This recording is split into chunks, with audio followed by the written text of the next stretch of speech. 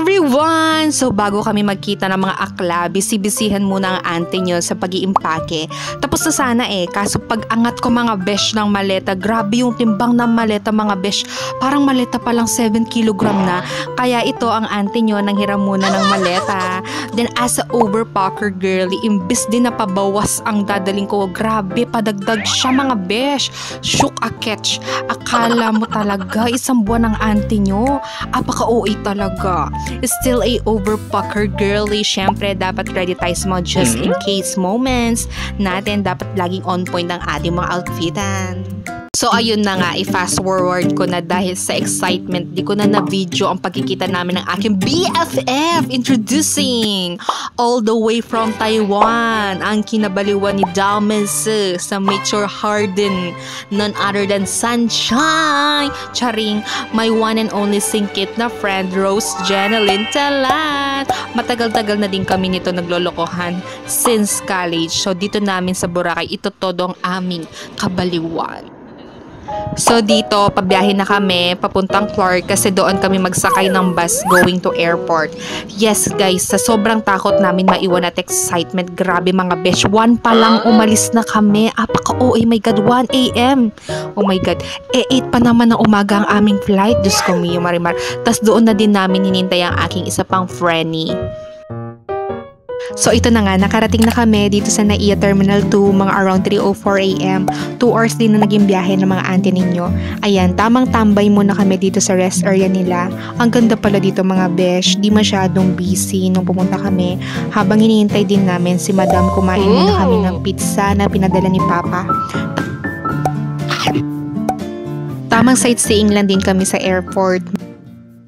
Then, sa wakas, after 1 eternity later, dumating din mga around 5 AM.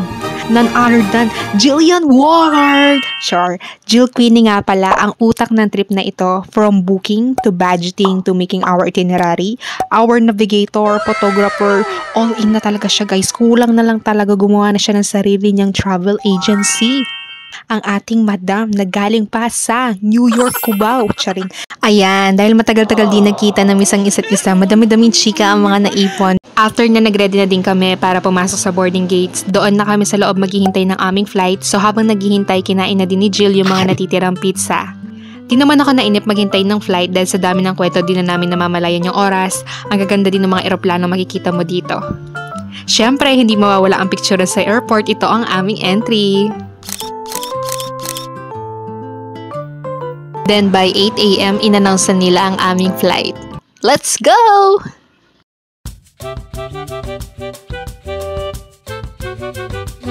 So, aabutin ng 1 hour and 10 minutes lang yung flight namin going to Boracay.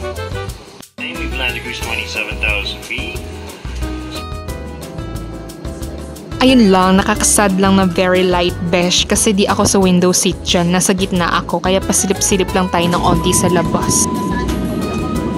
Few moments later. Ayan, around 9:13 AM kami nakarating sa Katiklan. Yung feeling ng batang ito yung nafe-feel ko. Super saya. First time ko dito sa Boracay. Super excited na ako sa mga mangyayari. Katabi ko pala si Rose, kaya yan sabay kaming bumaba. Ang lakas ng hangin, grabe.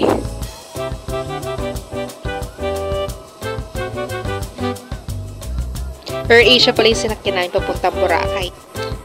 Ayan, hinintay lang namin si Jill ng konti and then nakita-kita na nga kami. Ayan, hindi na sila magkaumang sa pagkukwentuhan. Syempre, di mawawala ang ating photoshoot.